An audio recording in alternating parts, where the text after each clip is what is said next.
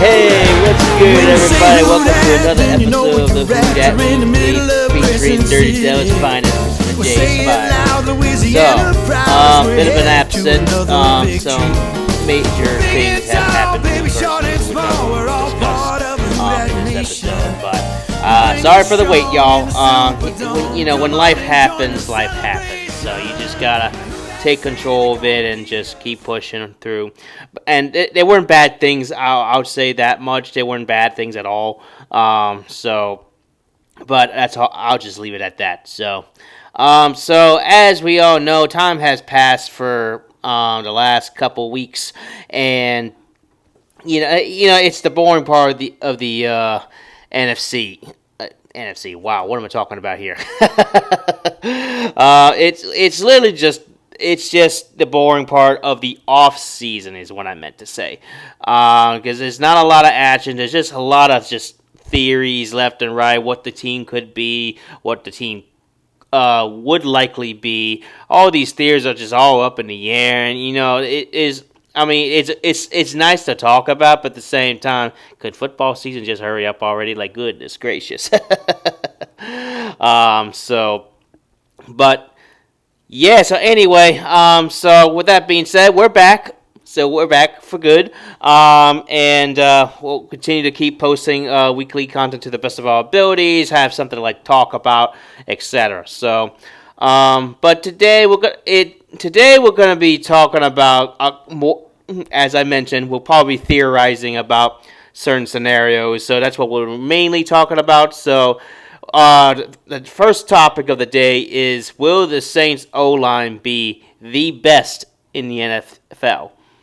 Yeah, you read that correctly. You're like, well, time out. Why the best in the NFL? Did you see last season? Yeah, I saw it. I saw all 17 games last season. It was, with the exception of 2 games, it was pitiful. So, yes, I shared the same exact concern. Let's put it that way. I figure I'd get y'all's attention on that one because it's actually a fun topic to really discuss about. Because as you really think about it, now, of course, our latest edition, I forgot his name already, but I think we got him from the draft. I think it's Kevin? Something like that. I've been out of touch with the Saints in recent weeks because I kind of lost track of who's who now. So, but lucky for me, I have the O-line pulled up here just for me, which is perfect. Kevin Banks Jr. That's who it was. I was close. Am I right? That's right. So, but anyway, yeah. So we're gonna pull up the O-line real quick, and we'll see what they got. So I'm using PFF.com because I find it very useful. If you haven't checked out PFF.com, go check it out. You can go to it. You can search what your favorite teams on there. You can see the current lineups or projected lineups, etc. You can even see NFL rankings on there too, and not just NFL. We're talking like Major League Baseball, MLB, Major League Soccer, NBA, etc. You name it. Like any league you can think of, it's probably out there. So shout out to PFF.com. But anyway, back to the topic at hand. So we're talking about the O-line here. So here's the projected lineup that I'm looking at right now on PFF.com. So they got Kevin Banks Jr. as a left tackle. Coach did mention that he could be shifting around from left tackle to left guard depending on the situation at hand. But next, and speaking of left guard, they got Trevor Pennings in there as of now. Again, could change because simply enough, we don't know what the actual O-line is going to really look like, but we have an idea what it could be. So, and then we at center, Eric McCoy. That's pretty self-explanatory. Right guard, Cesar Ruiz, and then right tackle, Fuega. I'm not even going to attempt that name again because y'all saw me struggle the first couple times. So, let's talk about this O-line. So So in the recent weeks, that has been unraveled. Now, I may have been absent for the last couple weeks, but I have been keeping my eye on the OTAs that has been currently going on. I've been mainly paying attention to the quarterback battle that I'll probably discuss later in this video, but what really has caught my attention is that how the O-line has been like shifting around in terms of these 5 starters. So I'm hearing a lot of good things from Fuega. I mean, I expected that because he was literally one of our best lineman pieces from last season. But Corey, it's self-explanatory. Ruiz is going to be a question mark because he has his high moments, but he also has his down moments. And most of those down moments are really just him getting injured too often. And sometimes he gets beat on bad plays or good defensive plays by the other team. So Pennings here is going to be interesting. So I don't remember if I told y'all this or covered this or not, but the Saints did not elect to pick up Pennings' 5th-year contract. It's all rookie not quarterbacks, but basically any rookie will have that 5th-year option to where the team will either pick it up and give him another year, or they will not, and this will be his last season. So, what does this mean for Trevor Pennings? This it basically, as it stated, this is Trevor's pretty much last shot with us, and I say that loosely because you just don't know how this season is going to progress. But at the same time, it wouldn't be a huge surprise because let's face it, y'all, Trevor Pennings has yet to show what he's made of. He has shown flashes to where he can be a nice bruising kind of left guard. Like he shows he can protect the run pretty well. It's the pass protection that has absolutely killed him these last 2 seasons, and we just have yet to see that out of him. On top of that, he is penalized like crazy, and that's another big concern because last season, as we all know, sorry, my cat just jumped at the table there, but but last season, Pennings just struggled left and right on that field, just mainly anytime it's pass protection. When you throw him out there in the run game, he's really solid.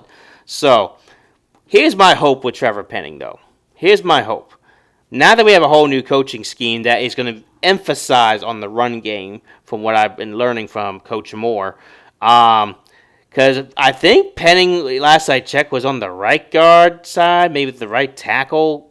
I have to double check that to be accurate, but from what I learned, like they really want to use Trevor to his strengths. And that apparently is like on the left side of the O-line, which is where he's currently projected to be at as of now. So I would say that it's I would hope that we finally see the Trevor Pennings that we've been hoping for, that because he was a first-round draft pick back in 2025 to 2023. So we got him 2 years ago, and I just hope that they can actually find his actual strengths as an O-line player and utilize them. Because, like I said, this is his last year to really make an impression for the Saints, especially on O-line, because we've seen flashes, but we've also seen a lot of bad games out of him. So we just don't know. So, because here's what's going to happen if he doesn't perform better this coming season. He's out of here. Simple enough. Because the Saints picked up his 5th-year contract option, this is his last shot. This is his do or die moment. This is his what's the other term? You guys know what I'm talking about. So, like, do or die here, folks. This is his last chance, basically. If he doesn't shine this year, well, sayonara, Pennings. Nice to know you. So, now, Kevin Banks, let's talk about him for a minute. So, I've heard a lot of positive things so far just out of OTAs. Now, I also want to emphasize that OTAs shouldn't be taken too seriously because they're not the real thing, obviously. So, the real thing will happen in 2 months when they start training camp. So, that's when I'll really start paying attention to how the lineman battles are doing and how defense versus offense, what those battles are looking like. Because right now, OTAs is as it says, it's just offensive team drills. So or as they call it, offensive team activities, but it's tomato. So, but yeah, I'm really but from what I've heard, Kevin Banks has already made such a good impression. Like, he's showing the power that he has. He's showing that blocking ability that he has. It makes me glad that he's actually on this team, even though I had some disappointing words to share about him when we first picked him. But now it's like he's really starting to warm up to me because last season we just stunk on offense. So, especially the O-line. Like, the O-line just could not protect the quarterback at any cost. And there were occasions where the running back couldn't even get any navigation. So here's where I think they could potentially, and again, this is me theorizing here. Here's why I think they could potentially be a really solid lineup at O-line. They could potentially be one of the best. It's because they have an experienced veteran in McCoy. Ruiz is also an experienced veteran. He's, but like I said, he's a little shaky. Fuega, I have the most trust in because he was actually the most solid guy on the O-line. Kevin Banks, I'm high on, as I already mentioned. He showed a lot of promise in practice, and he's shown a lot of good stuff. And Penning, if they just use him correctly, if Penning can find his own strength with his O-line, then they're good as gold. This O-line would be unbreachable. Like, I don't know who's going to be the starting quarterback next season, but if it's going to be Rattler or Tyler Shuck, either one, heck, maybe even Hayner, Jake Hayner, Jake Hayner. It could be any of those three guys, and they could probably have a party back there. They could sip wine while they're waiting for guys to get open. Meanwhile, they had this stone wall of a O-line just doing their job, actually protecting the quarterback. So, but again, this is all in theory. I'm not saying this is going to come true. We have to see with our own two eyes. So, but this line gives me hope because because we already know McCoy is really good. We know Fuega is really solid. I'm hoping he doesn't have that sophomore slump that most rookie players get. I can't imagine him having a rookie year slump, but you just never know. Penning, I'm going to give, of course, we all give him one last shot at this point. This is literally his last shot with the team.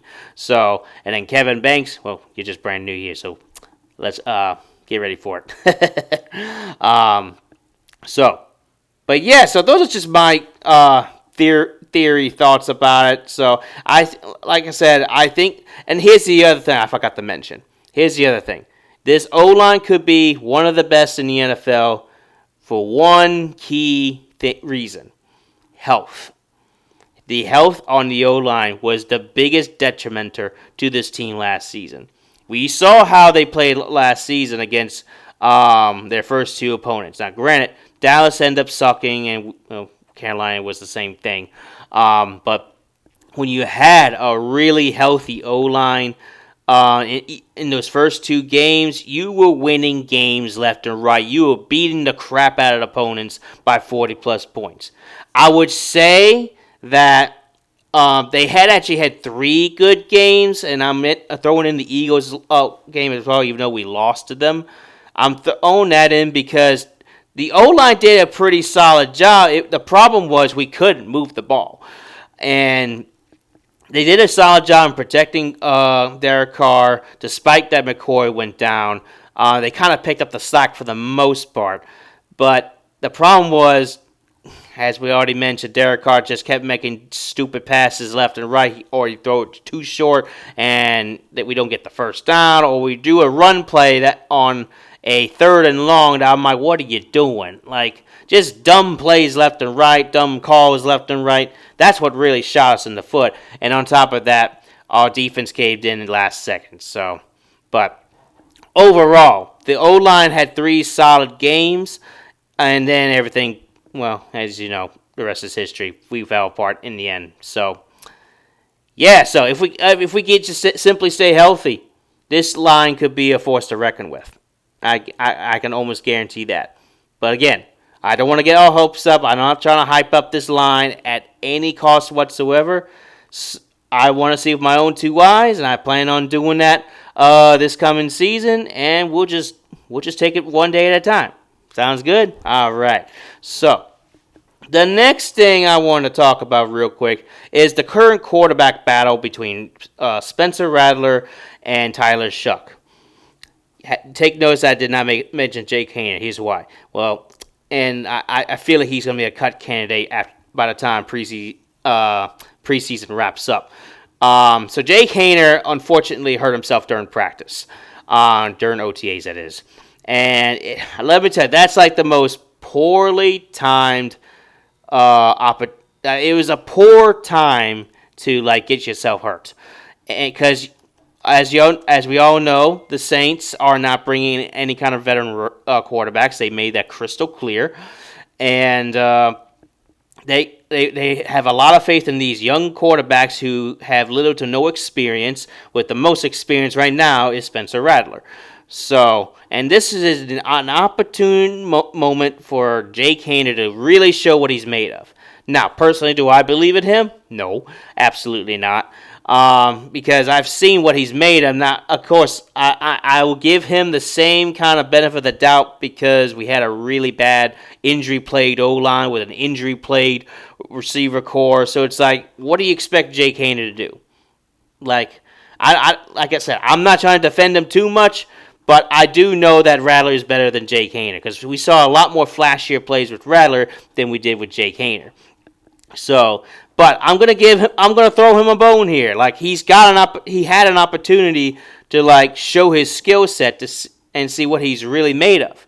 Unfortunately, his injury is gonna haunt him, which will lead the way for Hunter Deckers, this guy out of Iowa State that I briefly mentioned. He's now entering the picture. He could run for the third quarterback spot, which could theoretically happen. So now all eyes are just really focused on between Spencer Rattler and Tyler Shuck. So, who do I think will win this quarterback battle? I still think Tyler Shuck will win in the long run because I've seen some footages of him really showing that arm, and let me tell you, I'm impressed with that arm of his. Like he's got a good deep ball. Like I'm impressed with that.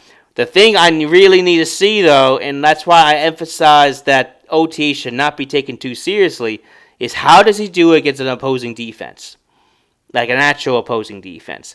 Our Saints defense currently is actually still solid, in my opinion. Sure, we did not finish really that good all last season, but like I said, injuries have taken a toll on this team so bad that, I mean, you expected it not to be that good. So, but the thing I need to see, most importantly, is how does Tyler Shuck read defenses. Now, I know they have a couple corners out there and maybe a linebacker or two, but it's not the full defense. Like, they only do 7-on-7s during OTAs, and that's not the full team. You need 11-on-11s for that. So that's why I'm not taking it too seriously, but it's good to note because you get to see what these guys are made of. And Tyler Shuck so far has showed some really flashy plays, but Rattler, let me talk about him for a minute. Rattler, at one point that I saw about a week or two ago, he went 8 for 8, and I think he got like a touchdown or two, maybe 3. I have to double check that.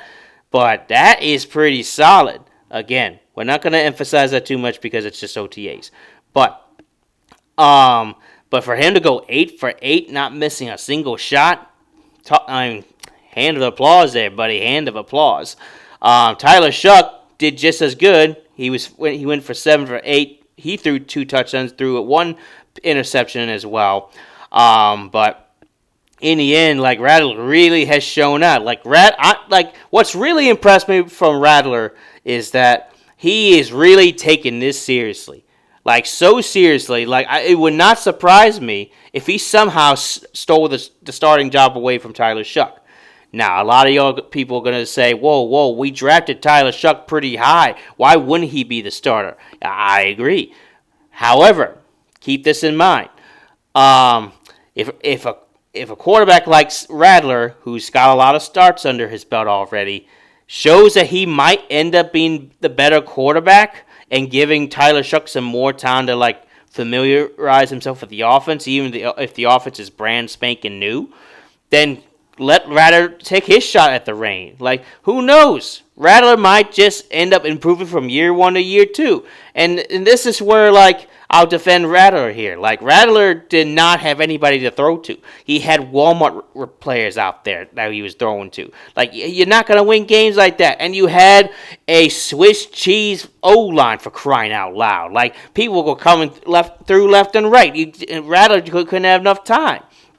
So that's why I'm really impressed that he's really taking this seriously. And I've been keeping my watchful eye on him. And I've been just impressed how he's taking this new role in this new opportunity to win the starting job permanently. So, well, maybe not permanently because we don't know how the season's going to progress. But I say that because he has an opportunity to win this job. So, at this point, it's anybody's game on how this team is going to perform. And I'm really excited to see how next season goes. And, yeah, so. All right, so with that being said, it's going to be an interesting battle for the quarterback position. Yeah, so.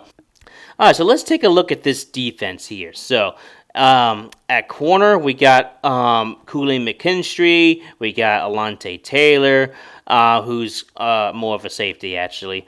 And we got Tyrann Mathieu, we got Demario Davis, Chase Young, Brian Brzee, Cameron Jordan, Carl Granderson, Pete Werner, Eric Reed, and then last but not least, Isaac Yiadom.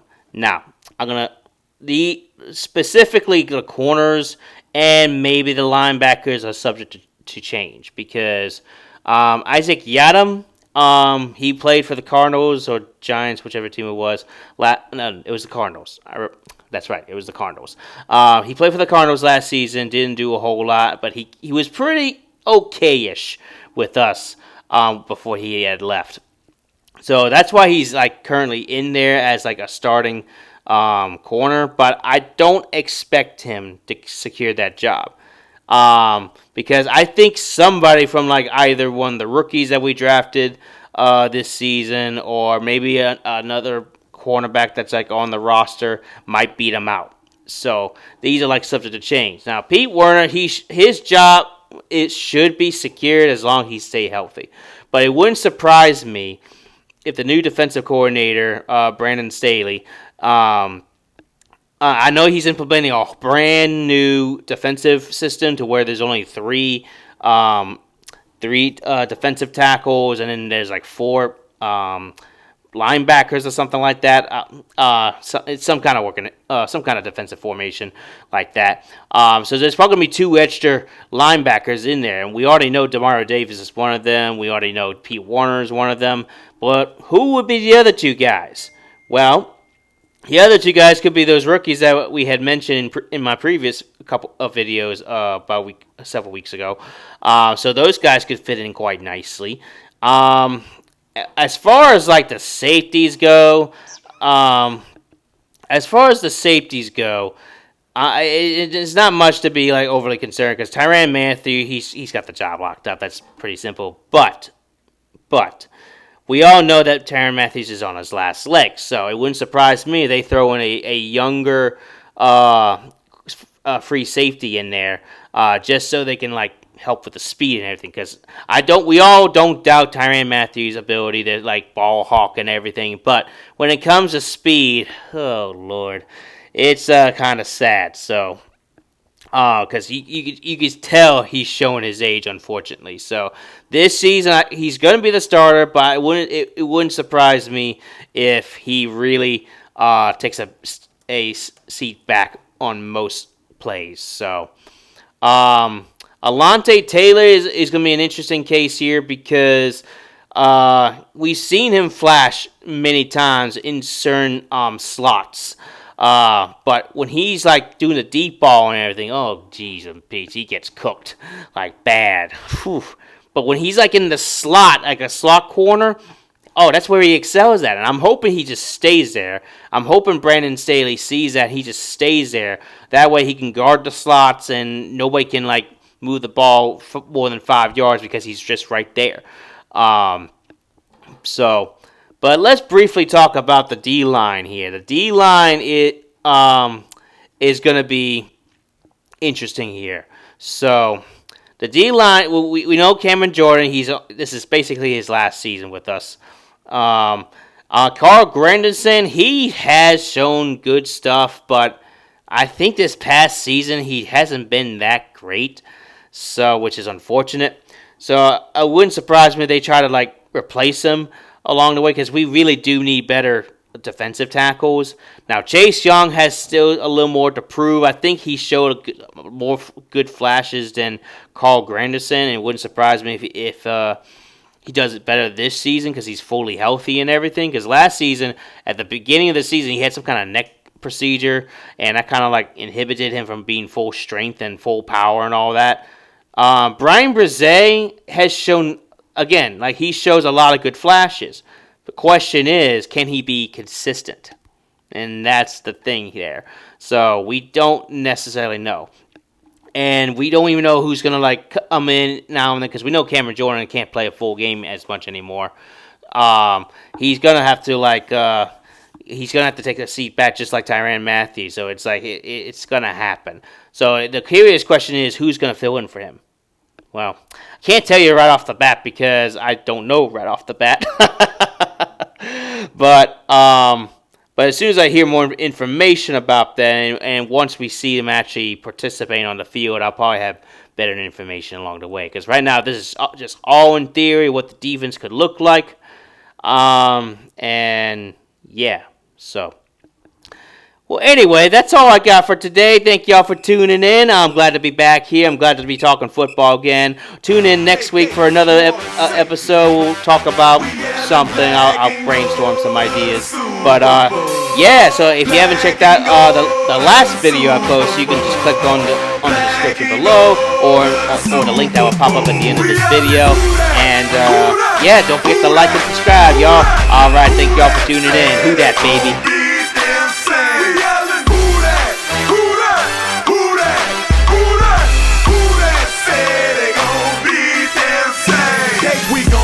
Miami, already tamed the Wildcat. Second line into that Super Bowl.